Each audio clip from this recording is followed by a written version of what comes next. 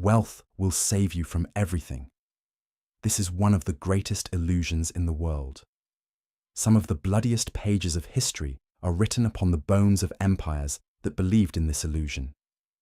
Because today, you may expect me to tell you the story of a country's economic collapse, but I will tell you something else. This story is not about money. This story is about belief. It is about how the story a society tells itself becomes reality, and how that same reality eventually crushes it. And if you truly understand this, you will start looking at the world around you in a completely different way. Welcome to The Economic Historian, where the past explains the world we live in today. And this is Spain's story of collapse through wealth. Think about the year 1545. In the middle of the American continent, on the high plateaus of what is today Bolivia, a Spanish soldier accidentally struck a stone with his foot. The rock broke open. What do you think was inside? Silver. Pure, shining, untouched silver. And in that moment, the mine that historians would later call Cerro Rico, the rich mountain, opened itself to the world. A mountain so full of silver that legend claimed you could build a bridge of silver from Potosi all the way to Spain. And the legend goes even further. If the silver were not enough, the bridge could have been completed with bones, because the number of indigenous people and African slaves who died in that mine exceeded 8 million. 8 million lives. Right now, I know the question in your mind. Fine, an empire became rich. So what happened next? And this is where history refuses to give you the answer you expect. History tells us that Spain built the most powerful empire in the world with that silver. And with the same silver, it experienced one of the fastest collapses in history. And this paradox is not a coincidence. It is a fundamental law of economics. It is a truth that great civilizations ignore and ordinary people often fail to see. Resources are not abundance. If you do not know how to manage them, resources become a trap. Let me ask you a serious question. What is money? Gold, silver, paper banknotes, digital numbers? Unfortunately, none of these are the real answer. These are tools, symbols, markers. Real money is collective belief. Money exists because a community agrees together that this object has value. Without that agreement, even the purest gold is no different from a stone. If this feels abstract, consider a concrete example. In the 7th century, China invented paper money. Think about that. A piece of paper made from tree bark, stamped with a seal. And people assigned value to it. They traded with it. They fought wars over it. Why? Because the emperor declared, this has value. And society believed it. The Maya civilization used cacao beans as money. Yes, the same chocolate you drink today once served to pay taxes. The system did not work because of some chemical property in cacao beans. It worked because of consensus. A collective story everyone agreed upon. Now return to 1545 and look at Spain. Suddenly this country controlled 80% of the world's silver. What did it do? It spent. It waged wars. It built palaces. It financed the Pope. It constructed navies against the Ottomans. And every one of these expenses planted the seed of the next one. Because power feeds itself. Power demands more power. And that appetite is never satisfied. This weakness was not unique to Spain. It is humanity's oldest disease. But the real story begins here. One that even academic books rarely emphasize. When Spain pumped silver into Europe, what do you think happened? Prices exploded. Historians call this period the price revolution or the Great Inflation. But for an ordinary German farmer of that time, these academic terms meant only one thing. Waking up in the morning and seeing yesterday's bread cost twice as much. Watching every saving you had evaporate. Realizing that the money you hoped to leave to your children had turned to dust. If you were that farmer, who would you blame? A silver mine in Potosi? King Philip II of Spain? Of course not. You would blame your neighbor, someone from another religion, a merchant from the city, Because understanding abstract economic mechanisms is difficult, but directing anger toward a visible target is easy. This dynamic has always existed. The social anger created by inflation becomes politically manipulable. It happened in the 16th century.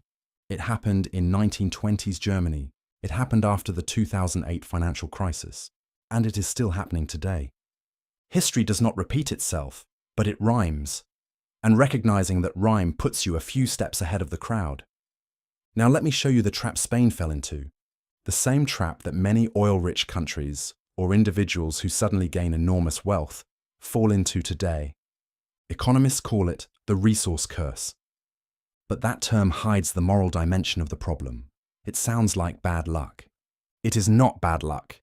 It is a test of character, and Spain failed that test spectacularly. When silver from Potosi began flowing in, what did Spanish merchants and craftsmen do? They stopped producing. Why bother weaving cloth when silver keeps arriving?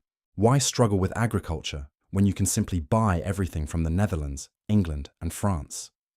Within a century, that luxury of being able to buy transformed Spain from one of the world's productive economies into a country completely dependent on imports, its own industrial base destroyed.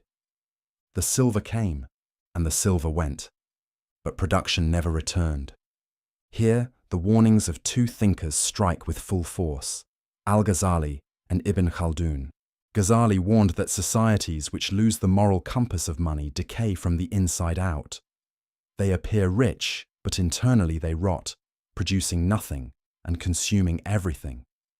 Ibn Khaldun described this as the loss of asabiyya, the social cohesion that binds a society together and drives it to build something collectively. At this point, you should realize something. This is not merely the story of an empire. It is a choice faced by every society and every individual. Now move forward to the 1600s and examine Spain's ledgers. If a time traveler was looking at those books, would see only one word: debt. Massive, unimaginable debt. Spain became the first empire in history to experience systematic state bankruptcy. Not once, but repeatedly. In the years 1557, 1560, 1575, 1596, 1607, 1627, and 1647.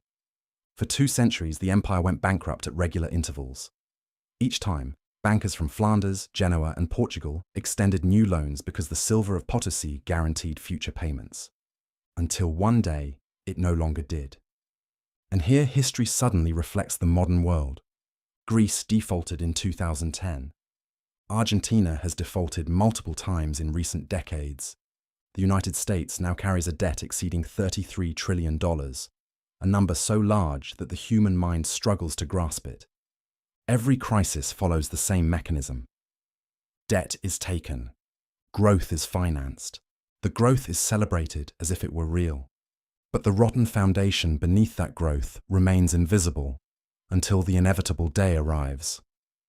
And when it does, the smallest share of the cost is usually paid by those who created the crisis. This is not coincidence. It is system design. But there is another part of the story rarely told.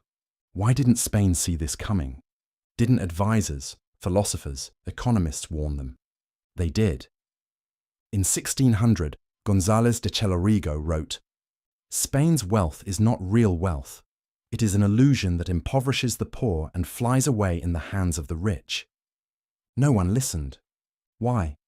Because power produces knowledge that justifies itself. Think of think tanks, royal advisors, court economists. Their job was not to speak the truth. Their job was to say what the king wanted to hear. Otherwise, they would lose their positions, privileges, and influence. And you do not need to look far to see this in the modern world.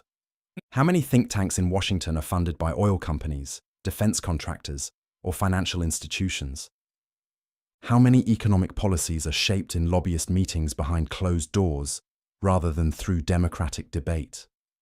Until the 1980s, stock buybacks in the United States were illegal.